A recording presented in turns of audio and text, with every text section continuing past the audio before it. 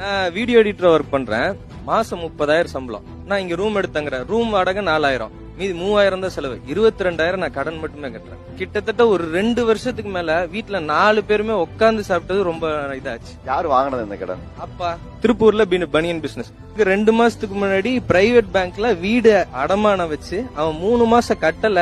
நான் அடுத்த மாசம் நாளைக்கு 2 நாள்ல நான் நோட்டீஸ் ஒட்டிட்டு போறேன், முடிஞ்ச அளவுக்கு நீங்க கட்டிக்கோங்க அப்படின்னு சொல்லிட்டு அவங்க போயிட்டாங்க. இத நான் கேட்க போய் எங்க அப்பாவுக்கு எனக்கு சண்டையாயி ஒரு வருஷம் இப்ப வரைக்கும் நான் அவர் பேசல. நீங்க கேட்டதுக்கு நான் 10,000 கொடுத்துட்டேன்னு வைங்களேன், நீங்க நல்லவரு. குடுக்கலன்னு வைங்களேன், அவங்க வீட்டுலடா போடா அப்படின்னு சொல்லிட்டு அந்த மாதிரி. இப்ப ஆனா நானே கஷ்டத்துலதான் இருக்கிறேன். நான் சொல்லியும் பாத்துட்டேன், என்கிட்ட காசு இல்ல.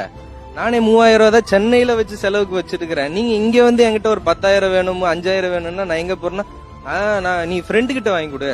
2 கிட்ட வாங்கி கொடுத்தாலும் நாளை பின்ன நான் தானே அவன்கிட்ட கொடுக்கணும். நம்ம தானே வாங்கின கடன், நம்ம தானே கட்டணும். அக்கா கல்யாணம் முடிச்சாச்சு, உன் கல்யாணம் நீ சேர்த்து வச்சு கல்யாணம் பண்ணிக்க. சேர்த்து வைக்க இருந்தா தானே நான் சேர்த்து வைக்க. உங்க Download ShareChat.